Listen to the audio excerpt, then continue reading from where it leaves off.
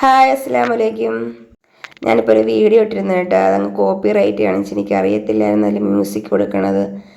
Sound അടച്ചിരുന്നുകൊണ്ടാണ് ഇങ്ങനെ ചുമയൊക്കെ വന്ന് സൗണ്ടൊക്കെ പോയി. അതുകൊണ്ടാണ് ഞാൻ മ്യൂസിക് കൊടുത്തത്. പക്ഷേ കോപ്പി റൈറ്റ് കാണിച്ചു കേട്ടോ. അതുകൊണ്ട് അപ്പോഴേ ഞാൻ ഡിലീറ്റ് ചെയ്ത് കളഞ്ഞിട്ടുണ്ട്.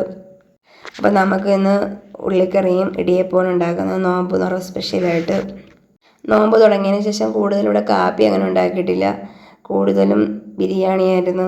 2 മക്കളും തറാവിക്കൊക്കെ പോയിട്ടും ബിരിയാണി കൊണ്ടുവരും. പിന്നെ കഞ്ഞിയും അത്യാവശ്യം ഇത്തിരി ഫ്രൂട്ട്സും ഇത്തിരി പൊരിപ്പ് എന്തെങ്കിലും കാണും. അപ്പോൾ ഇന്നിപ്പോൾ പൊരിപ്പൊന്നും ഉണ്ടാക്കുന്നില്ല, ഉള്ളിക്കറിയും ഇടിയപ്പവും ഉണ്ടാക്കുന്നത്. അപ്പം നമ്മളെ ചാനൽ ആദ്യമായിട്ട് കാണുന്നതിന് സപ്പോർട്ട് ചെയ്യാൻ മറക്കല്ലേ.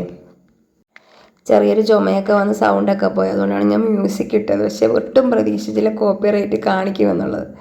ഞാൻ അപ്പോഴേ കയറി ഡിലീറ്റ് ചെയ്തിട്ടുണ്ട് കേട്ടോ. ഇങ്ങനൊരവസ്ഥ ആർക്കെങ്കിലും വന്നിട്ടുണ്ടോ എങ്കിൽ കമൻറ്റ് ചെയ്യണേ. വീഡിയോ അപ്ലോഡ് ചെയ്തിട്ട് കുറച്ച് കഴിഞ്ഞാണ് കേട്ടോ ഞാൻ നോക്കിയത്. ഇപ്പം നോക്കിയപ്പോൾ കണ്ടത് കോപ്പി റൈറ്റ് കാണിച്ച്. പക്ഷേ ആദ്യം എനിക്ക് പിടി കിട്ടിയില്ല. പിന്നെ ഞാൻ വേറൊരു കൂട്ടുകാരനെ വിളിച്ച് ചോദിച്ചിട്ടാണ് മനസ്സിലാക്കിയത്. അങ്ങനെ അൽഹംദുലില്ലാഹ് 6 നോമ്പ് പിന്നിട്ടും ഇപ്പം എല്ലാവർക്കും നോമ്പുണ്ടായിരുന്നു. എല്ലാവരും വീട്ടിൽ സ്പെഷ്യൽ എന്തേരാണ്. നമുക്കിവിടെ 3 പേർക്ക് നോമ്പുണ്ടായിരുന്നു. അങ്ങനെ രണ്ടാമത്തെ മോൻ നോമ്പൊക്കെ പിടിച്ച് സ്കൂളിൽ പോയി ഒന്ന് തല ഇറങ്ങിയൊക്കെ വീണ്. പിന്നെ ആട്ടോയിലൊക്കെ പോയി വിളിച്ചുകൊണ്ടൊക്കെ വന്ന്. അങ്ങനത്തെ വിശേഷങ്ങളൊക്കെ ആയിട്ട് ഇരിക്കുന്നു. ഇന്ന് നല്ല ചൂടൊക്കെ ഉണ്ടായിരുന്നു കേട്ടോ. അതുകൊണ്ട് തന്നെ ചെറിയ ക്ഷീണമൊക്കെ ഉണ്ടായിരുന്നു. അതുകൊണ്ടാണ് ഞാൻ വോയിസ് അധികം കൊടുക്കാതിരുന്നത്. പിന്നെ നോമ്പൊക്കെ മുറിച്ചതിന് ശേഷമാണ് ഈ വീഡിയോ എടുത്ത് നോക്കിയപ്പോഴത്തേക്ക് കോപ്പി റൈറ്റ് കാണിച്ചത്. ഇങ്ങനെ പിന്നെ ചെറിയൊരു ക്ഷീണമൊക്കെ മാറിയപ്പോൾ പിന്നെ വിചാരിച്ച് വോയിസ് കൊടുക്കാം.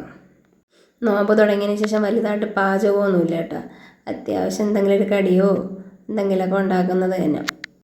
മൂത്ത മോൻ തറാവിക്കൊക്കെ പോയിട്ടുണ്ട്. ഇളയാളിന്നിപ്പോൾ പോയിട്ടില്ല. ഇളയാൾക്ക് നല്ല ക്ഷീണമൊക്കെ ഉണ്ട്. അങ്ങനെ ആളെന്നാലും സ്കൂളിൽ നിന്ന് വന്നെങ്കിലും നോമ്പൊന്നും മുറിച്ചിട്ടില്ല. മാവെടുത്ത് ചൂടുവെള്ളമൊക്കെ ഒഴിച്ച് കിണ്ടി വന്നപ്പോഴാണ് മനസ്സിലായി മാവ് ഇത്തിരി കൂടിപ്പോയി. എങ്കിൽ പിന്നെ ബാക്കിയെടുത്ത് കുറച്ച് എന്നാലും 2 തട്ട് വെക്കണം. അത് കൂടുതലുണ്ടാക്കിയാൽ ഇവിടെ പാഴിപ്പോവും. അപ്പോൾ പിന്നെ ഭക്ഷണം പാഴാക്കി കളയണം എങ്ങനെയാണ്.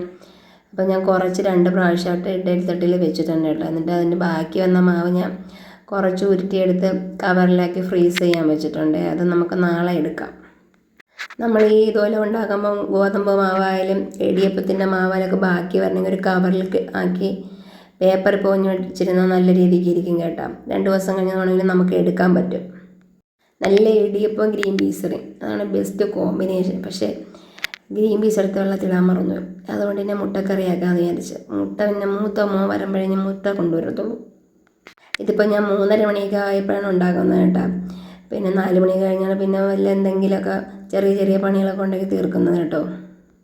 രാവിലെ ഒന്നും വലിയ പണിയൊന്നുമില്ല. പിന്നെ നിസ്കാരവും കാര്യങ്ങളും ഓതലൊക്കെ കഴിഞ്ഞ് പിന്നെ പതുക്കെ അടുക്കളയുടെ ചോട്ടിൽ കയറുള്ളൂ. പിന്നെ ഇപ്പം 3:30 മണിയായി ഇത് കയറിയപ്പോൾ തന്നെ. ഞാനിവിടെ ഇടിയപ്പം പീച്ചുന്നത് ഇടത്തേ കൈ വെച്ചാണ് കേട്ടോ. എനിക്ക് വലത്തേ കൈ കൊണ്ട് പറ്റത്തില്ല. ഇടത്തേ കൈ ആകുമ്പോൾ നല്ലതുപോലെ എന്നെ കൊണ്ട് പറ്റും. അതുപോലെ തന്നെ ഉരട്ടിയായാലും ഇടിയപ്പമായാലും അത്യാവശ്യമൊക്കെ നല്ല പരുവത്തിന് കിട്ടുന്നുണ്ട് കേട്ടോ. നമുക്കിവിടെ 2 ദിവസം നല്ല മഴയായിരുന്നു കേട്ടോ. അതുകൊണ്ട് നല്ല തണുപ്പൊക്കെ 2 ദിവസം ഉണ്ടായിരുന്നു. പക്ഷേ ഇന്ന് മുതൽ നല്ല ചൂടൊക്കെ തുടങ്ങിയിട്ടുണ്ട്. നിങ്ങൾക്ക് എല്ലാവർക്കും 2 ദിവസം നല്ല മഴയൊക്കെ ലഭിച്ചായിരുന്നോ? ഒരു ചെറിയ ചുമ പിടിച്ചപ്പോഴാണ് ഈ സൗണ്ട് പോയത്, ഒരു അടപ്പ് വന്നു. പിന്നെ ഇന്നലെ ഇത്തിരി തണുത്ത നാരങ്ങ വെള്ളവും കുടിച്ചു. അപ്പോൾ പിന്നെ വീണ്ടും സൗണ്ടൊക്കെ പോയി കേട്ടോ. അതാണ് പിന്നെ സൗണ്ട് ഇടാതെ മ്യൂസിക് കിട്ടും. അപ്പോൾ അത് 8ൻ്റെ പണിയും കിട്ടി. ഞാനൊരു ദിവസം ഷോർട്ട് ഇട്ടപ്പോഴും ഇതുപോലെ കോപ്പി റൈറ്റ് കാണിച്ചായിരുന്നു കേട്ടോ. അപ്പോൾ അന്ന് എനിക്ക് വിചാരിച്ച് പാട്ടിൻ്റെ പ്രശ്നം. പക്ഷേ വീഡിയോ ഇടുമ്പോഴത്തേക്ക് ഇത്രയും പ്രതീക്ഷിച്ചില്ല ഇങ്ങനെ കോപ്പി റൈറ്റ് കാണിക്കുമെന്നുള്ളത്.